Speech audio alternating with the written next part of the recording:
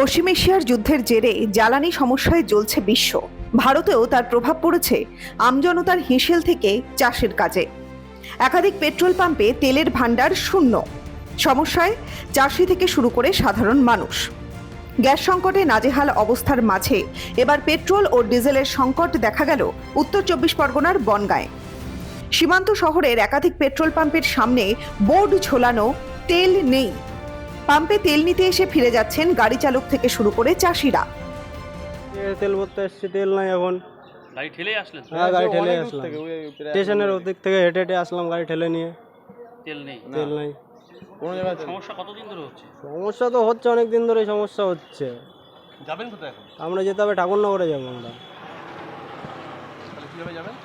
ওটাই তখন কিভাবে যাবো দেখতে হবে কি করা যায়। কি বলছে? বলছে তেল নাই। হ্যাঁ, তেল নাই নাকি? বনগাঁ এরকম একটা বড় শহর, এখানে সেটা আমরাও ভাবছি যে বনগাঁটা এত বড় শহর, এখানে তেল পাওয়া যাচ্ছে না এখন। পেট্রাপোল পাম্প কর্মী ও পাম্প ম্যানেজার জানাচ্ছেন, পর্যাপ্ত তেল সাপ্লাই নেই। ৩-৪ দিন ধরে তেল দিতে পারছি না। কোম্পানিতে গাড়ি পাঠালে তেল না দিয়ে ফেরত পাঠাচ্ছে। কিছু তেল পাম্পে আছে, তা নির্বাচনের সময় লাগবে, তাই মজুত করে রাখা হয়েছে। গাড়ি পাঠাচ্ছে কিন্তু তেল লোডিং দিচ্ছে না, আমরা পাচ্ছি না তেল, আমরা লোকরে দিতে পারছি না। এটি সমস্যা হচ্ছে। সমস্যার মধ্যে প্রচুর সমস্যা দাদা। অসুবিধা অসুবিধা, হ্যাঁ, এখানকার স্থানীয় পাবলিকরা খুবই অসুবিধা, আমাদেরও সমস্যা। এখানে নানা রকম লোক আসে, উত্তেজিত কথাবার্তা বলে, আমরা তেল দিতে পারছি না। গাড়ি পাঠাচ্ছি কিন্তু তেল দিতে পারছে না কোম্পানি, আমরা কি করব? একেবারেই বন্ধ হয়ে গেছে কতদিন? একেবারে বন্ধ হয় রিসেন্ট এই 4-5 দিন হলে দিতেই পারছি না। এলাকায় যারা চাষি তাদের তো ডিজেল পাচ্ছে না। হ্যাঁ, ওই সমস্যা তো সব দিকেই হচ্ছে, সবারই সমস্যা হচ্ছে। बंद तो वही 2-3 दिन हो रहा, अभी थोड़ा बहुत आज सामान्य जो कि इलेक्शन है जाने कुछ कंट्रोल करे রেখেছি বুঝলেন কি না। ও যে ইলেকশনে যে টাকা দিয়ে দিয়েছে ও জানে আমি রেখেছি কি ভাই ওকে তো দিতেই হবে, সেই সমস্যা এই আছে। আর সাপ্লাই আপনার এই পেট্রোল পাম্পে পার ডে কত পেট্রোল সেল হতো?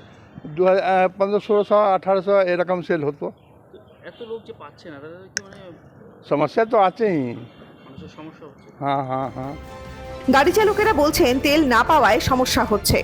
অন্যদিকে কৃষকরা জানাচ্ছেন, মাঠের ধানে সবে ফলন ধরেছে, পর্যাপ্ত জল না দিতে পারলে ফলন হবে না।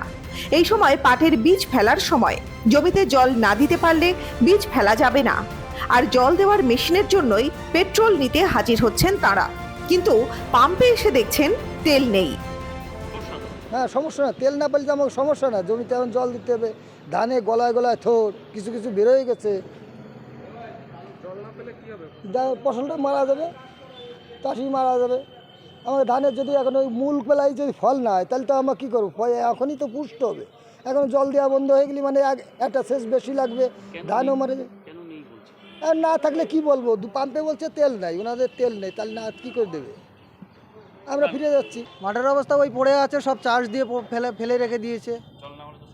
জল না হলে পাটই বুনতে পারবে না, ধান হবে না, ধানও শেষ, ধান সবে ফুলে বেরোচ্ছে। এরপর যদি জল না দিতে পারি তাহলে ধান শেষ, চাষি একদম মাঠে মারা যাবে। ডিজেল নিতে এসছি, বলছে ডিজেল নিয়ে, আজ 2 দিন ধরে ডিজেল পাচ্ছি না, এসছি ফিরে যাচ্ছি। আমরা জমি চাষ করব, ডিজেল না পেলে চাষ আমরা মাঠে মারা যাব, না খেতে পেয়ে মরতে হবে। আর কী করা যাবে? না, আসছে বলেছে ডিজেল নেই। দাবি একটাই, দ্রুত তেলের সরবরাহ স্বাভাবিক করা হোক, না হলে চাষাবাদ থেকে দৈনন্দিন জীবন সব ক্ষেত্রেই দুর্ভোগ আরও প্রকট আকার ধারণ করবে।